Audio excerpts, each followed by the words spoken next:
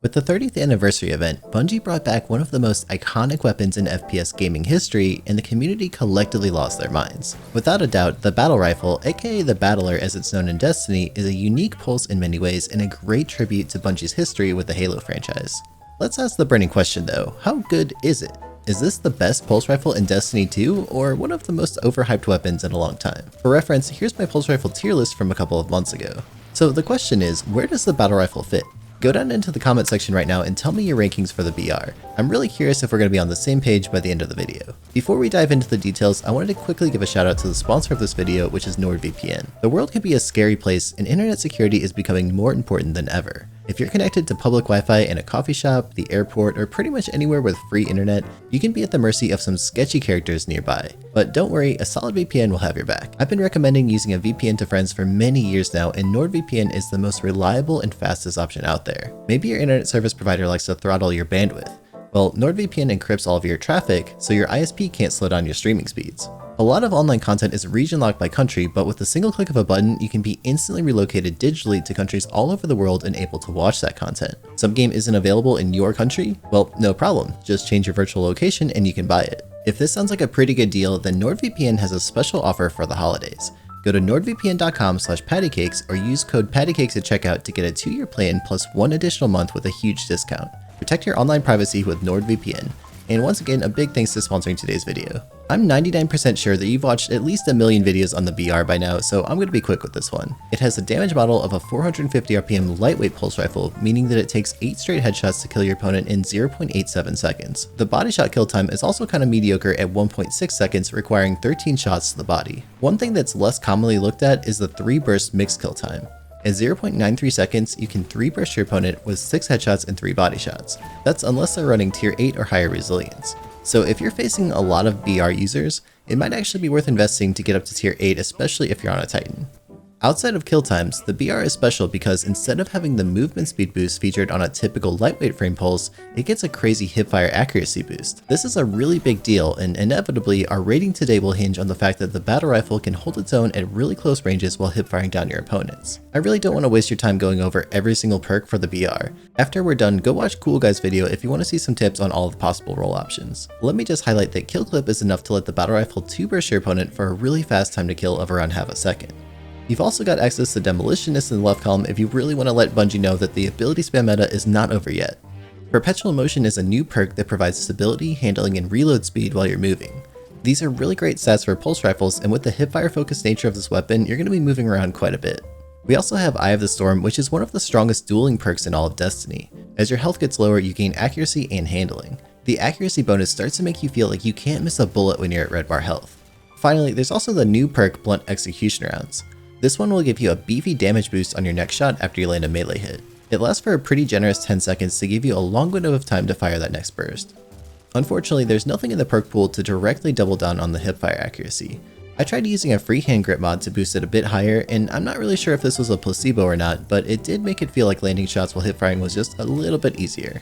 Otherwise, the good old Icarus grip mod makes a lot of sense here too, since you can fire accurately from the air while you're jumping. So let's get back to the thing that makes this pulse rifle different from all of the others. Let's talk about that unique Legacy PR55 frame. If you've been following the meta trends recently, you'll know that a few hipfire focused weapons have risen to the top of the Destiny 2 PvP meta. The Deadman's Tail has been incredibly dominant for many months now, and it just got a buff on controller for its ease of use, so I imagine that it'll become even more popular on console during the rest of the season. On all platforms, the Last Word has been a pretty dominant pairing with the sniper rifle thanks to the hipfire lethality. There's also a few less seen but still pretty strong options like the Tommy's Matchbook that really thrive on the hipfire focused gameplay. When you hipfire a weapon in Destiny, your radar stays open, your field of view is wider, and you can strafe much faster compared to aiming down sights. This is why hipfire weapons are so good. They let you be more aware and more mobile while dueling your opponents. Many top players argue that movement is the ultimate skill gap of Destiny 2. Whether you agree with this statement or not, one thing that I think most of us can agree on is that Destiny doesn't exactly require pixel perfect aim to land your shots. It famously doesn't offer a large skill gap when it comes to aiming thanks to the overly generous aim assist, and ability spam playstyles like the Shadow Dive before the recent nerf didn't exactly command god tier skill levels either. This might have changed with the 30th anniversary update, where the sandbox has been tuned to focus more on gunplay and less on abilities. I suppose time will tell how effective these changes have been. Nonetheless, I think we can agree that movement is a huge contributor to winning more duels and more engagements. Of course, Bungie knows the power of hipfire, and they usually impose some pretty heavy penalties on weapons if they're not aimed on sights. While the battle rifle does break out of this mold, I want you to ask yourself, is this enough?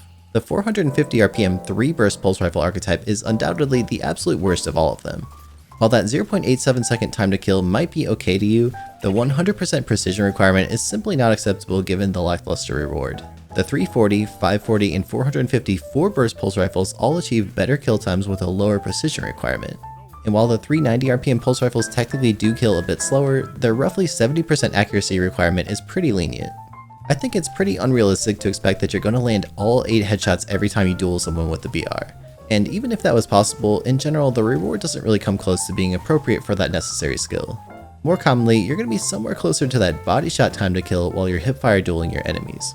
So can the battle rifle make up for this huge weakness? Well, the hipfire accuracy is no doubt a big upside, but for us to get a good idea of the BR's rating, we have to look at our alternatives. I'll take a wild guess right now and say that you're probably thinking I'm going to compare the battle rifle to the Messenger. And well, I gotta start somewhere. For those of you not up to speed, the Messenger is the high impact pulse rifle which comes from the Trials of Osiris PvP playlist.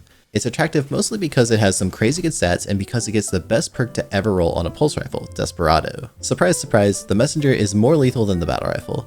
But then the argument for the battle rifle would be that it's more versatile because it can hipfire more accurately. You can be more mobile and you can deal with the closer range enemies better. Or can you? Well, only one way to find out.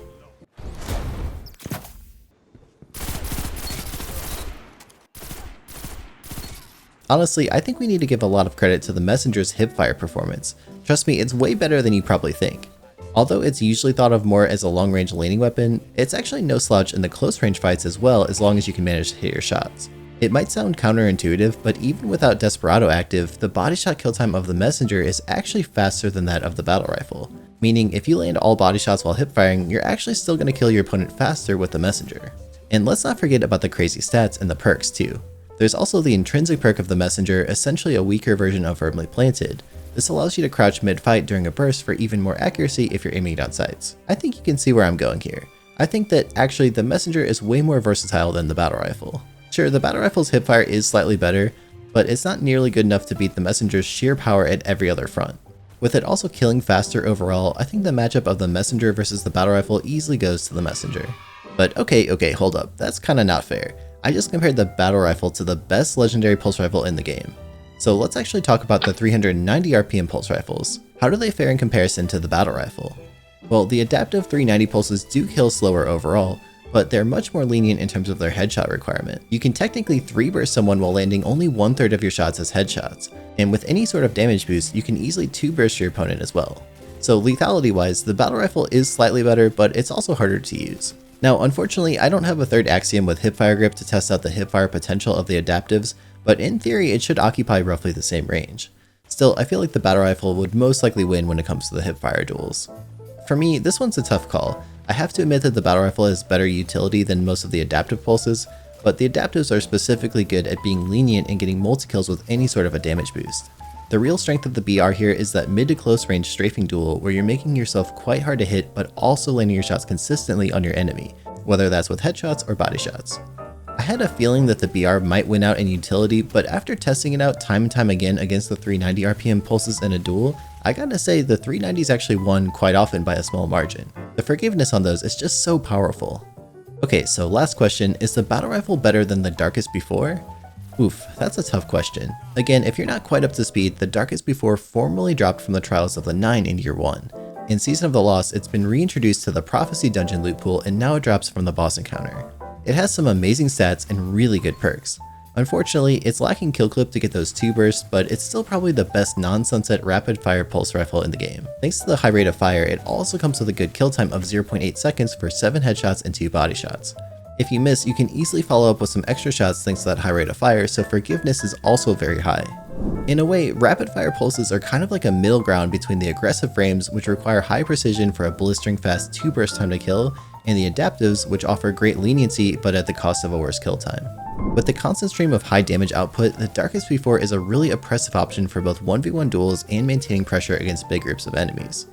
I have to admit that it does lack in the super close range department compared to the battle rifle though. If you try to hipfire the Darkest Before, you're not going to have a great time.